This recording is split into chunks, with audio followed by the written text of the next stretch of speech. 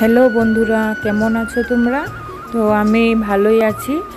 আজ দেখো নতুন শাড়ি পরে চলে আসলাম তোমাদের সামনে। আজকে নতুন একটা ভিডিও শেয়ার করব তোমাদের সঙ্গে। তো আমার চ্যানেলে তোমাদেরকে অনেক অনেক শুভেচ্ছা ও অভিনন্দন। যারা নতুন দেখছো আমার ভিডিও, তো তারা প্লিজ আমাকে সাপোর্ট করবে, আমার চ্যানেলটাকে সাবস্ক্রাইব করে লাইক কমেন্ট শেয়ার করে। তো চলো, আজকে হলো বিপদনাশিনী পুজো। বিপত্তারিণী পুজো তো এমনি প্রতি শনি মঙ্গলবার আমি করি। তো আজকে দেখো আষাঢ় মাসে যে বিপত্তারিণী পুজোটা হয়, এটা দ্বিতীয় ডেটটা। প্রথম ডেটে তো দেওয়া হয়নি, কেননা অম্বুবাচী চলছিল তখন তো পুজোটা দেওয়া যাবে না, তো আর দেওয়া হয়নি। তো এই পুজোতে তো 13 রকমের ফুল ফল লাগে। তো সকালে উঠে আমি ফুল এনেছি আর ফলগুলো একসঙ্গে করে নিয়ে নিচ্ছি, ধুয়ে নেব। আর বাসন কোসনও আমার সব ধোয়া হয়ে গেছে। এই দেখো পেতলের বাসনগুলো এক সাইডে, এদিকে ফুল, বেলপাতা, আম পাতা, তারপর ফল সবগুলো ধুয়ে রেখে দিয়েছি আমি। প্রায় 13 রকমের ফুল হয়ে গেছে আমার। এই দেখো, তোমরা দেখতেই পাচ্ছ, আমি গুনে নিচ্ছিলাম ফুলগুলো। 13 রকমের ফুল হয়ে গেছে। 13 রকমের বললে ভুল হবে, প্রায় 16 রকমের। আর স্টিলের বাসনগুলো ধুয়ে রেখেছি। এখন প্রথমে মা বিপত্তারিণীর ঘটটা প্রতিষ্ঠা করে নেব সিঁদুর দিয়ে। মা বিপত্তারিণীর ঘটটাতে একটু এঁকে নিচ্ছি, যেটা আঁকতে হয়। আর তারপর প্রথমে আমি ঘটটা বসিয়ে নেব, তারপরে ঘটটা বসিয়ে তারপরে অন্য কাজগুলো যেমন পুজোর ফল টল এগুলা কেটে নেব। তো তোমরা কন্টিনিউ দেখতে থাকো বন্ধুরা। আর তোমাদেরকে তো বলা হয়নি, দেখো এই শাড়িটা যে পরে আমি পুজো দিচ্ছি না, এই শাড়িটা আমি নিজের হাতে আর্ট করেছি। আর আজকের ভিডিওর লুকটা একটু অন্যরকম দেখবে, কেননা আজকে আমার স্ট্যান্ড দিয়ে এই ভিডিও।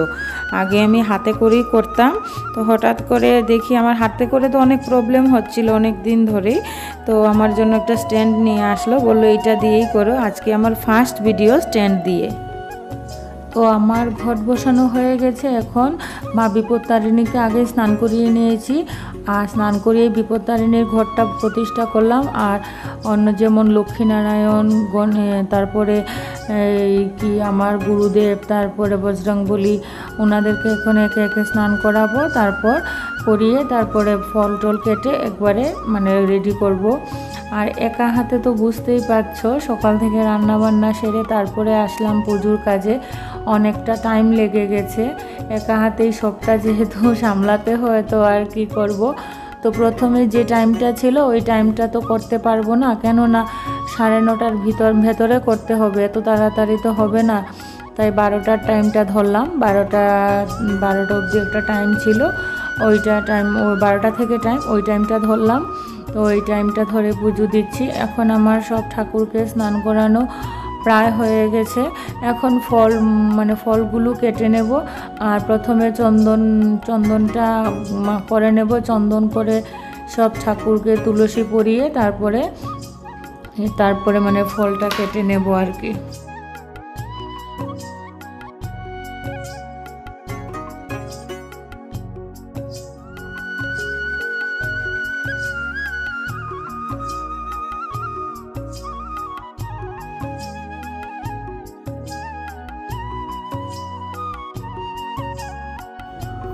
আর ফুলের কাঁটাগুলো আগে ফেলিনি, কেন সময় পাইনি। তো ফুলের কাঁটাগুলো ফেলে দিচ্ছিলাম। ফুলের কাঁটাগুলো ছাড়িয়ে তারপরে আগেই আমি চন্দন ছিটিয়ে নিয়েছি। সব দেবীর আর চন্দনে তো দিতে হয় লাল চন্দন, তো আগে আমি লাল চন্দন দিয়েছি। তারপর এখন একসঙ্গে দিয়ে দিচ্ছি, তো আলাদা করে লাগাইনি।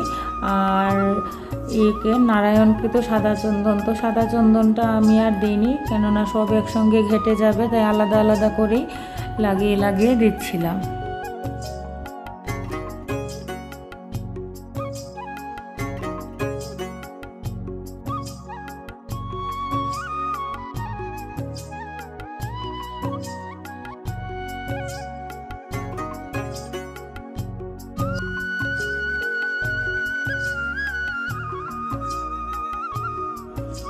তো আমার চন্দন পোড়ানো হয়ে গেছে। এখন ফলগুলো কেটে নেব। কাটছি আর ভাবছি, যেন যতবারই পুজোর সময় আমি মানে নারকেল আর কুশারটা কাটতে যাই, মানে আগ যেটা, ওইটার সময় আমার প্রায় সময় হাতটা কেটে যায়। আর এবার আর কিছু হয়নি। তো এখন পানগুলো ধুয়ে নিচ্ছি, 13টা পান, আস্ত 13টা সুপুরি লাগে। তো ওগুলো আগে আমি বাইরে থেকে একবার ধুয়ে নিচ্ছি, এখন আবার ঘরে আবার ফ্রেশ জলে ধুচ্ছি।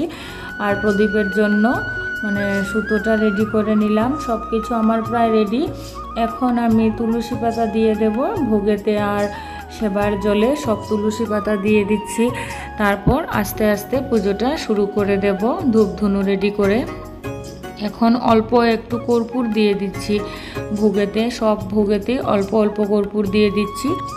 আর আজকে নারায়ণ ঠাকুরকে একটু সিন্নি করে দিলাম, কেননা নারায়ণ ঠাকুরের তো সিন্নি খুব পছন্দের, তাই গুড় দিয়ে আটা দিয়ে একটু সিন্নি করে দিয়েছি। প্রতি বৃহস্পতিবারই দিই।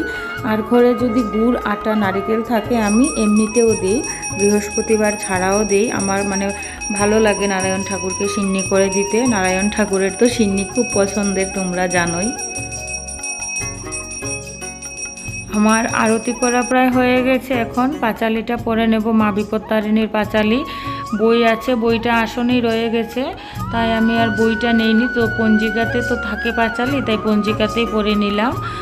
আর এখন মানে ঠাকুর নমস্কার করে একটু সময়ের জন্য বাইরে চলে যাব।